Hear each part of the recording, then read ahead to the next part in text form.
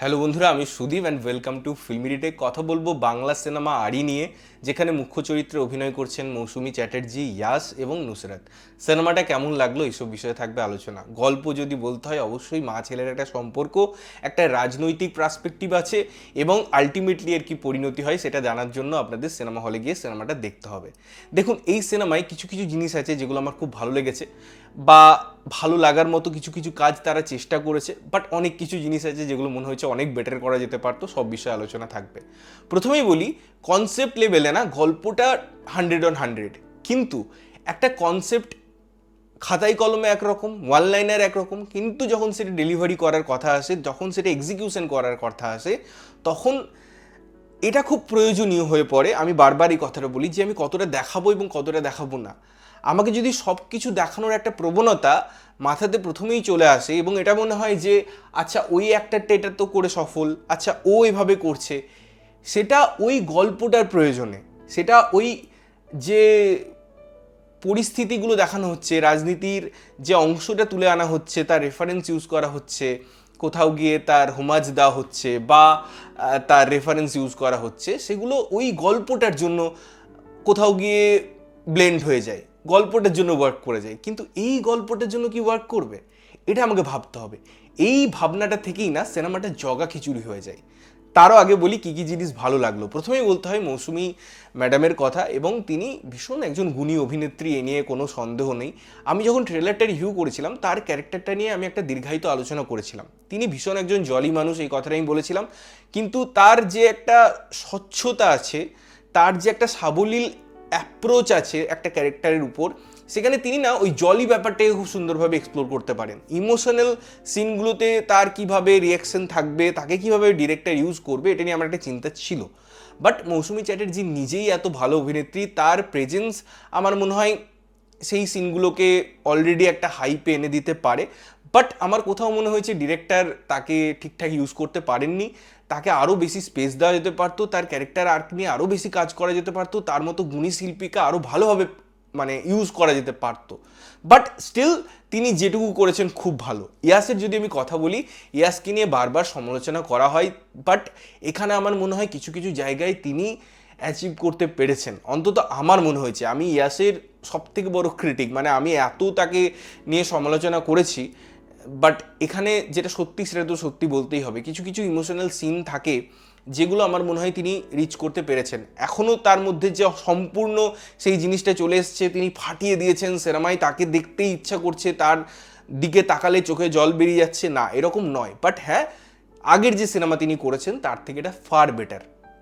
আমি যদি অন্যান্য ক্যারেক্টারের কথা বলি, সেখানে কখনো উন্মেষ এসেছে বা আদার্স অনেক ক্যারেক্টার ছিল। উন্মেষের ক্যারেক্টারটা যেহেতু ও যেরকম রিলস তৈরি করে বা যেরকম ক্যারেক্টার থাকে, আমার মনে হয় সেটাকেই ডিরেক্টর আরও ভালোভাবে হাইপ দেওয়াতে চেয়েছে বা ইউজ করতে চেয়েছে, সেটা খারাপ কিছু নয়। সেই জায়গায় উন্মেষ ভালো, ইমোশনাল সিনগুলো তার একটু ম্যাচুরিটির দরকার, সেটা মনে হয়েছে। আমি যদি নুসরাতকে নিয়ে কথা বলি, তার ক্যারেক্টারটা ঠিকঠাক, রাদার আমার মনে হয়েছে যে তাকে একটা রোল দিতে হবে বলে রোলটার ক্রিয়েশন তৈরি হয়েছে।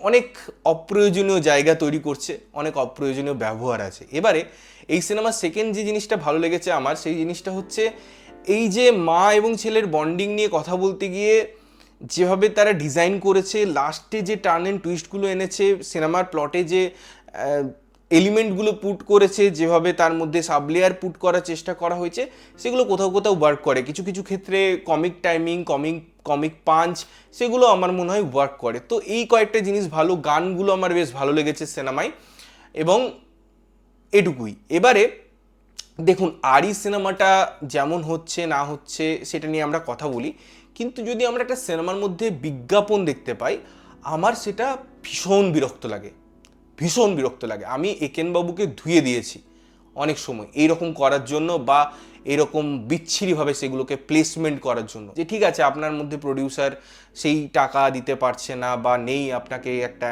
এন্ডোর্সমেন্ট করতে হচ্ছে, কিন্তু সেটা কতটা স্মার্টলি আপনি দেখাবেন। অনেক সিনেমায় থাকে সেটা খুব স্মার্টলি তারা প্রেজেন্ট করে দেয়, বাট এখানে এত বেশি অ্যাড এবং সেগুলো জাস্টিফাইড করা, সেগুলোকে দেখানো, এগুলো জাস্ট লিটারেলি নেওয়া যায়নি। জাস্ট মনে হচ্ছিল যে বেরিয়ে যায় যখন অ্যাড হচ্ছে। তো একটা ভালো যদি আপনি গল্প প্রেজেন্ট করার চেষ্টা করছেন, সেখানে যদি এত বেশি অ্যাড দিতে হয়, আমরা টাকা দিয়ে টিকিট কেটে সিনেমা দেখতে গেছি, অ্যাড দেখতে যাইনি। অ্যাড দেখতে যাইনি। আজকে অন্যান্য ওটিটিতে বেশি টাকা দিয়ে আমরা সাবস্ক্রাইব করি অ্যাড দেখবো না বলে। আমাকে যদি টিভির অ্যাড বা আমাকে যদি সিনেমায় গিয়ে পরে অ্যাড দেখতে হচ্ছে, সিনেমার মধ্যে অ্যাড দেখতে হচ্ছে, সিনেমার আগে ইন্টারভেলে তো অ্যাড থাকেই, তাহলে পরে তো মানুষ বিরক্ত হবেই। আমার মনে হয় টাকা দিয়ে কেউ অ্যাড দেখতে যাবে না। আপনারা তো টাকা পাচ্ছেন, আপনাদের তো সব কিছু হচ্ছে, অডিয়েন্স কী পেল? অডিয়েন্স বিরক্ত একরাশ হতাশা নিয়ে বাড়ি আসবে। এটা কখনোই কাম্য নয় এবং এই জিনিসটা আমার মনে হয় বন্ধ করা উচিত। আমি রিয়েলি এর প্রোটেস্ট করছি এবং ধিক্কার জানাচ্ছি এরকম মানসিকতাকে, যে একটা সিনেমায় এভাবে অ্যাড প্রয়োগ করা। সেকেন্ড হচ্ছে, এই সিনেমার মধ্যে এমন কিছু জিনিস আছে যেগুলো আপনাকে ওই সিরিয়াল ব্যাপারটার দিকে একটু ঠেলে দেবে। একটা কমার্শিয়াল অ্যাপ্রোচ রাখার জন্য মারামারি সিকোয়েন্স ক্রিয়েট করা, এটাই কিন্তু একটা সিনেমার আলটিমেট পরিণতি হতে পারে না।